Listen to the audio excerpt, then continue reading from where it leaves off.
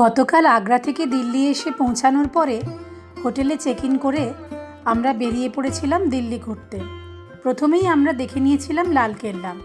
লালকেল্লা দেখে বিকেলবেলা আমরা চলে গিয়েছিলাম কর্তব্যপথ আর ইন্ডিয়া গেট দেখতে। আমাদের কলকাতায় ফেরার ট্রেন আগামীকাল বিকেলবেলা।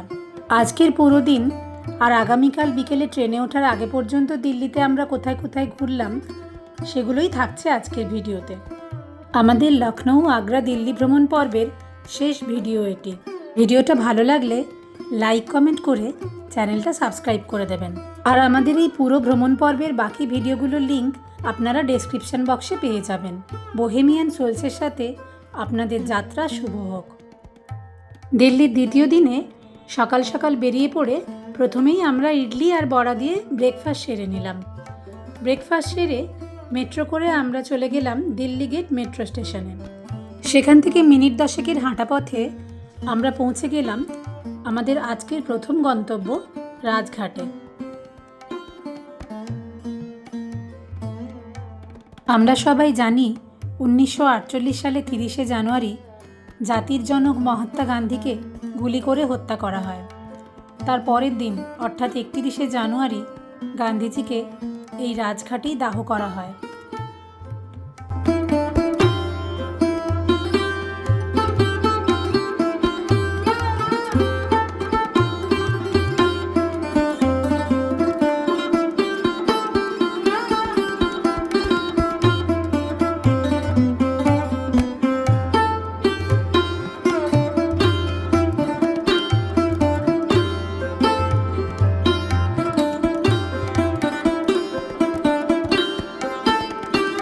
এই যে আমরা গেট দিয়ে এখন রাজঘাট চত্বরের মধ্যে প্রবেশ করছি।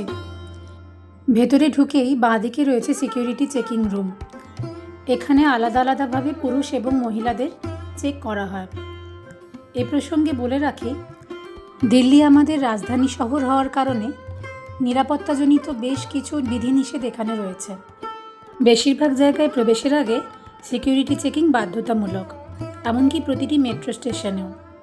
ফ্লাইটে ট্রাভেল করলে যে ধরনের সিকিউরিটি চেকিংয়ের মধ্যে দিয়ে যেতে হয়, এখানে মেট্রো স্টেশনগুলোতেও অনেকটা সেই রকম। যাই হোক, রাজঘাটের সিকিউরিটি চেকিং পর্ব শেষ করে আমরা এখন রাজঘাট চত্বরের মধ্যে ঘুরে বেড়াচ্ছি। চারিদিকটা খুব সুন্দর সবুজ ঘাসে ঢাকা, আর এখানকার পরিবেশের মধ্যে একটা অদ্ভুত সুন্দর শান্ত ভাব বিরাজ করছে। সাধারণ দর্শনার্থীদের জন্য রাজঘাট সকাল 6:30 থেকে সন্ধ্যে 6টা অবধি খোলা থাকে, আর এখানে প্রবেশের জন্য কোনো প্রবেশ মূল্য লাগে না।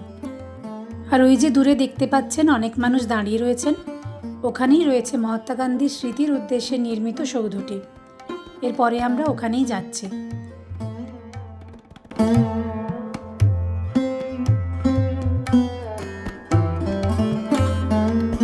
পুরনো দিল্লিতে যমুনা নদীর তীরে অবস্থিত রাজঘাটে 1948 সালের 31শে জানুয়ারি গান্ধীজির শেষকৃত্য সম্পন্ন হওয়ার পরে জায়গাটিকে বিশেষভাবে স্মরণীয় করে রাখার জন্য একটি স্মৃতিসৌধ নির্মাণ করা হয়। গান্ধীজির স্মৃতির উদ্দেশ্যে নির্মিত এই স্মৃতিসৌধকে অত্যন্ত পবিত্র বলে গণ্য করা হয়, এবং সেই কারণে এই স্মৃতিসৌধের কাছে জুতো খুলে যাওয়ার নিয়ম রয়েছে।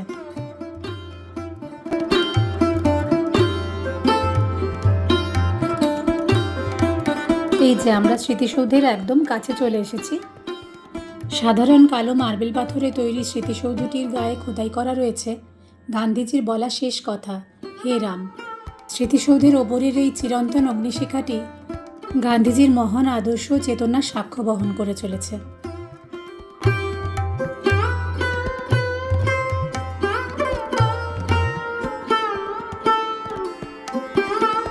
রাজঘাট থেকে বেরিয়ে এসেছি আমরা। মেট্রো করে এবারে যাব নয়ডা সেক্টর 62-তে। এখানে আমরা গিয়েছিলাম যোগদা সৎসঙ্গ সোসাইটি অফ ইন্ডিয়ার আশ্রমে। আমরা যেহেতু এই সংস্থার সাথে যুক্ত, তাই দিল্লি আসার আগে থেকেই এখানে কিছুটা সময় কাটানো আমাদের দিল্লির ঘোরার প্ল্যানের মধ্যেই ছিল। ওখানে ভিডিও করার পারমিশন নেই, তাই আপনাদেরকে তা দেখাতে পারলাম না।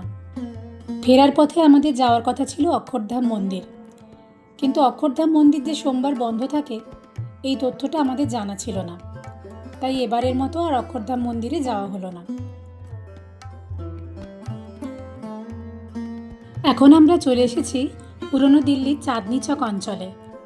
নানা ধরনের পোশাক আশাক, সোনারূপার গয়না এবং বিভিন্ন জিনিসপত্রের বিপুল সম্ভার রয়েছে এখানে।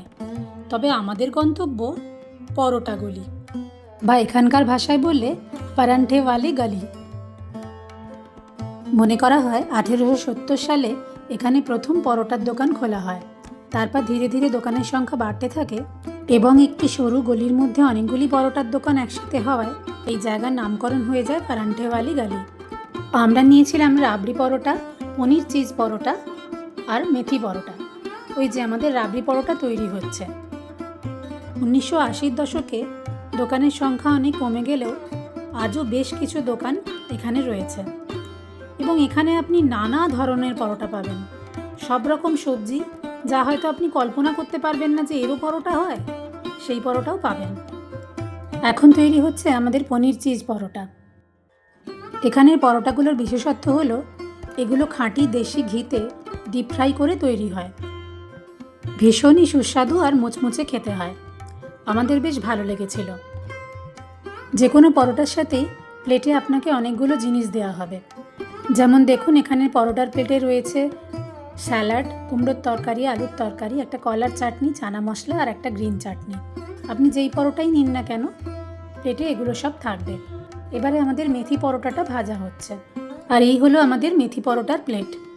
আমরা দুজনে মিলে সেদিন 3খানা পরোটাই খেতে পেরেছিলাম।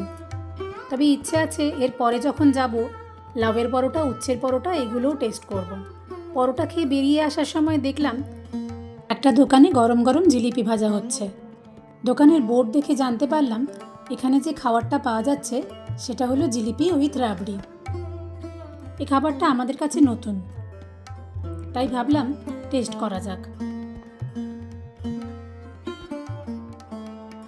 পেট যদিও পরোটা খেয়ে একদম ভর্তি ছিল, তবুও নতুন একটা খাবার চেখে দেখার লোভ সামলাতে পারলাম না। আর ভাগ্যিস নিয়েছিলাম। গরম গরম জিলিপির সাথে ঠান্ডা ঠান্ডা রাবড়ি খেতে অপূর্ব লেগেছিল। এই যে আমাদের রাবড়ি উইথ জিলিপি।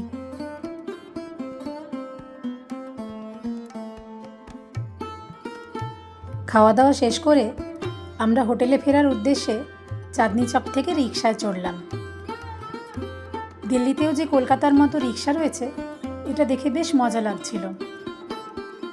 রিকশা করে আমরা চাউড়ি বাজার হয়ে আজমের গেট পর্যন্ত যাব। তার পরের পথটুকু আমরা পায়ে হেঁটেই যাব।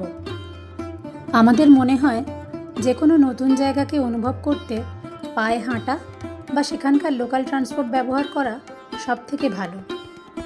কিন্তু সময় অভাবে সবসময় তা হয়ে ওঠে না। তবু যেটুকু সুযোগ পাই সেটুকু সদ্ব্যবহার আমরা করি। এই যে পৌঁছে গেছি আমাদের হোটেলে।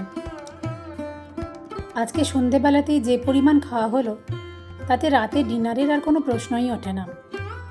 আজ বরং প্যাকিং করে একটু তাড়াতাড়ি ঘুমিয়ে পড়ব। কাল সকাল সকাল উঠে দিল্লির আর যেটুকু দেখতে পাই তা দেখে বিকেলবেলা রওনা দেব কলকাতার উদ্দেশ্যে।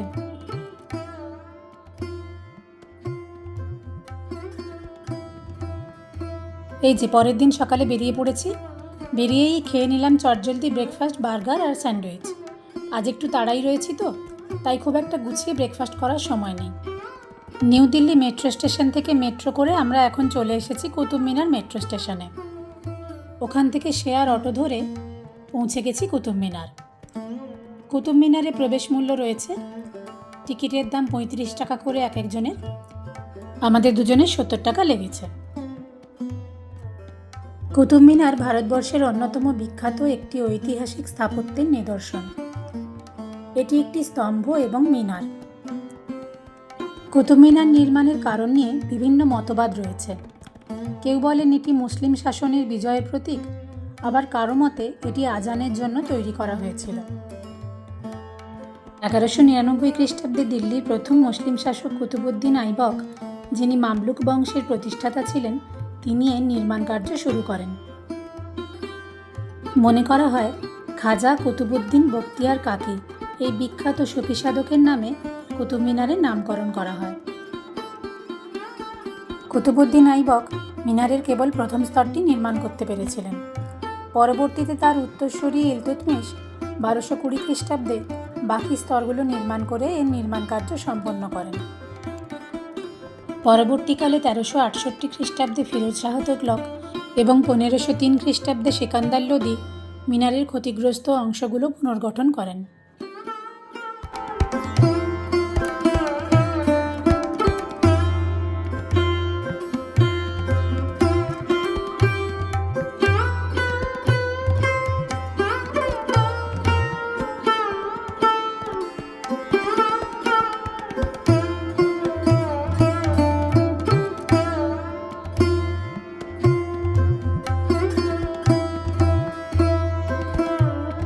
কুতুব মিনার ইন্দো ইসলামিক স্থাপত্যশৈলীর এক চমৎকার নিদর্শন।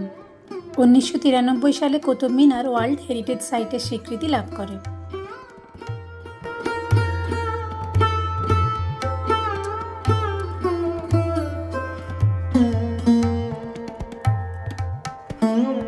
কুতুব মিনার সংলগ্ন এই পুরো জায়গাটি কুতুব কমপ্লেক্স নামে পরিচিত, যেখানে কুতুব মিনার ছাড়াও আর যা যা দেখা রয়েছে সেগুলি হলো কুওয়াত উল ইসলাম মসজিদ, আলাই দরওয়াজা, ইলতুৎমিশের সমাধি, আলাই মিনার, লৌহস্তম্ভ।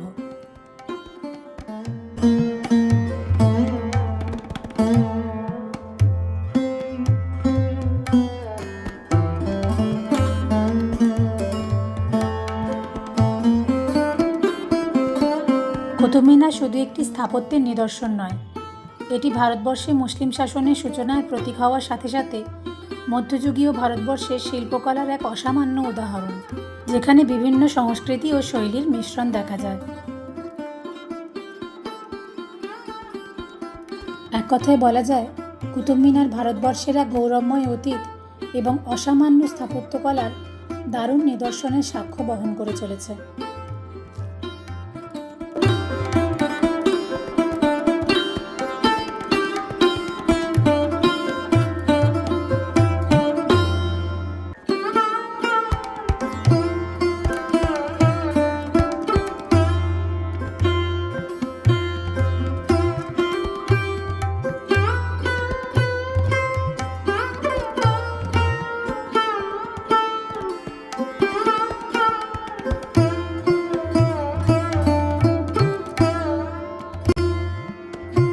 কুতুব মিনার দেখে বেরিয়ে অ্যাপ ক্যাবে করে আমরা এখন চলে এসেছি দিল্লিতে আজকে আমাদের শেষ দর্শনীয় স্থান লোটাস টেম্পলে।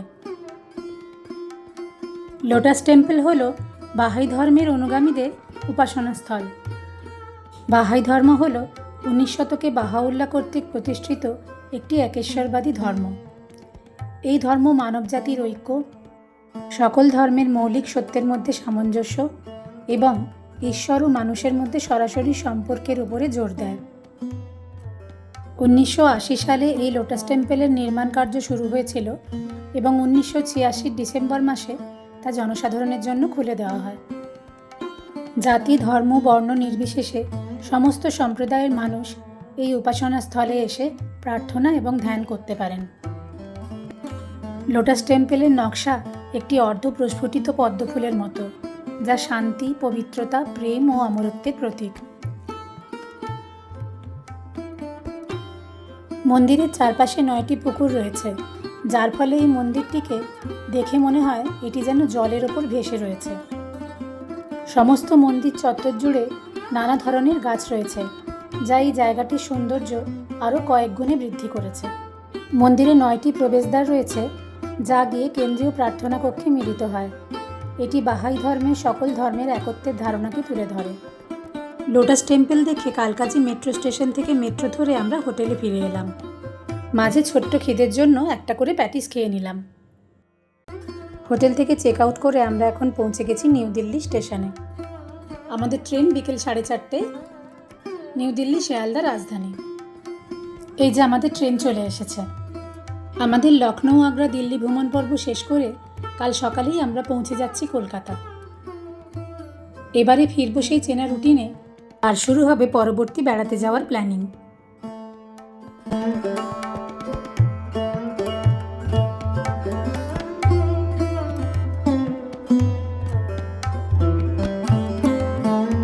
ঘুরে বেড়ানোর তাড়ায় আজ সারাদিন সেরকম ভারী কিছু খাওয়া হয়নি, খুব খিদে পেয়ে গেছিল। ট্রেনে উঠেই কিছুক্ষণের মধ্যে চলে এসেছে বিকেলের স্ন্যাক্সে ছিল একটা স্যান্ডউইচ, একটা খাস্তা কচুরি, চিড়ে ভাজার প্যাকেট, একটা শনপাপড়ি আর তার সাথে চা। এরপরে আর খুব একটা ভিডিও করা হয়নি। এখন যে ভিডিওটা দেখছেন এটা ডিনারে ছিল খুব অল্প তেলে ভাজা পরোটা, জিরা রাইস, ডাল, চিকেন কারি, মিক্সড ভেজিটেবল, দই। পরে একটা আইসক্রিমও দিয়েছিল, সেটা আর ভিডিও করা হয়নি। এরপর সরাসরি পরের দিনের ব্রেকফাস্টে ছিল মাখন, পাউরুটি, অমলেট আর জুস। ও হ্যাঁ, অমলেটের তলায় কিছু সেদ্ধ সবজিও ছিল। আমাদের এবারের ভ্রমণ পর্ব শেষ করে আমরা নেমে পড়েছি শিয়ালদায়। আপনাদের সাথে আবার দেখা হবে নতুন কোনো জায়গায় পৌঁছে। সবাই খুব ভালো থাকবেন। ধন্যবাদ।